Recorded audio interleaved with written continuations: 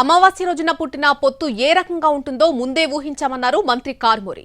5 ఏళ్లలో ప్రజలకు ఏం చేశామో సిద్ధం సభ ద్వారా చెప్పడమే తమ లక్ష్యమన్నారు. రాబోయే రోజుల్లో ఏం చేయాలనేది సీఎం జగన్ దిశానిర్దేశం చేయబోతున్నారని అంటున్న కారుమూరితో తణుకు నుంచి మా ప్రతినిధి మల్లికార్జున్ ఫేస్ టు ఫేస్.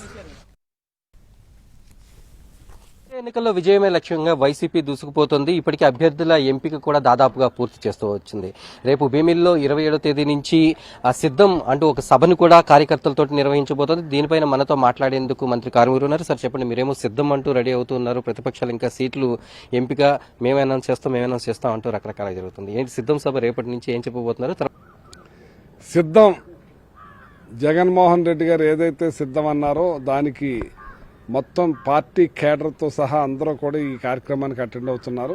లక్షల మంది దీనికి అటెండ్ అవుతూ వాళ్ళకి దగ్గరగా ఎన్క్లోజర్స్ ఏర్పాటు చేసుకుని ఆ దగ్గరగా వెళ్ళి వాళ్ళతో మాట్లాడే విషయాలు కేడర్ తోటి 5 సంవత్సరాలు ఆయన ఏ రకంగా చేశాడు, ఏ రకంగా పరిపాలన అందించాడు, వాళ్ళు ఇచ్చిన అవకాశాన్ని ప్రజలకు ఏ రకంగా సద్వినియోగం చేశాడు, కార్యకర్తలతో కలిసి ఏ రకంగా ప్రయాణించాడు, అన్నీ ఆయన వాస్తవాలన్నీ కూడా మాట్లాడుతూ రాబోయే రోజుల్లో మనం ఎలా ఉండాలి, ఏం చేయాలనే దాని మీద కూడా దిశానిర్దేశించే కార్యక్రమాన్ని ఆయన కార్యకర్తలకి నాయకులకి తెలియజేయటం, ఈ కార్యక్రమం సిద్ధానికి రెడీ అవటానికి అన్ని ఏర్పాట్లు కూడా చేయటానికి తొలిగా భీమిలి నుంచి ఈ సిద్ధం మీటింగ్ స్టార్ట్ చేస్తున్నాం.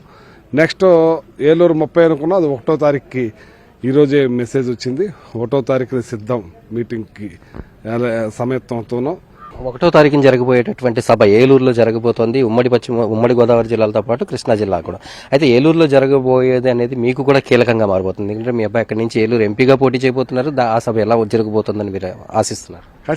ఖచ్చితంగా ఏదైతే అన్ని జిల్లాల కంటే కూడా ఏలూరు జిల్లాల్లో కావాల్సిన కృష్ణా, వెస్ట్ పాత జిల్లాల కార్యక్రమం అక్కడ జరగబోతుంది. దగ్గర చాలా పెద్ద ఎత్తున ప్రజలందరూ కూడా ఎదురు చూస్తున్నారు. జగన్మోహన్ రెడ్డి గారి దగ్గరగా ఆయన మాట్లాడే విధానాన్ని అన్నీ కూడా రేపు యుద్ధానికి సిద్ధం ఎలా కావాలనే దాన్ని ఆయన దశ నిర్దేశించే కార్యక్రమాన్ని ప్రతి ఒక్కళ్ళు కూడా తీసుకుని బాధ్యతగా నెరవేర్చడానికి సిద్ధంగా ఉన్నారు. పొత్తులో ఉన్న ఇద్దరు నేతలు కూడా ఒకరు 2 టికెట్లు ప్రకటించారని, పవన్ కళ్యాణ్ మరో 2 టికెట్లు ప్రకటించడాన్ని ఏ రకంగా చూస్తున్నారు? అంటే వాళ్ళిద్దరు పొత్తులోనే కొనసాగుతున్నా, ఎవరి టికెట్లు వాళ్ళు అనౌన్స్ చేస్తూ వస్తున్నారు.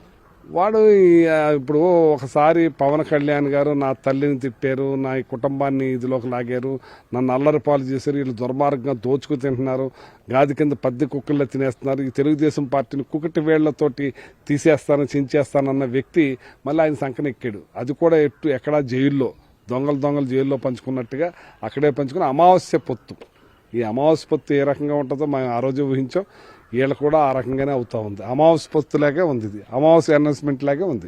వచ్చే ఎన్నికల్లో విజయం సాధించడమే లక్ష్యంగా ఇప్పటికీ పార్టీ అధినేత తమ కార్యకర్తలని సిద్ధం చేసేందుకు సిద్ధం సభలను అందులో దిశానిర్దేశం చేయబోతున్నారని, అలాగే వచ్చే ఎన్నికల్లో ఖచ్చితంగా వైసీపీని ఎవరు ఓడించలేరని, అలాగే అమావాస్య పొత్తు ఏ రకంగా ఉంటుందో ముందుగానే చంద్రబాబు అలాగే జనసేన పొత్తుని ఊహించామని మంత్రి కారుమూరి స్పష్టం చేస్తున్నారు.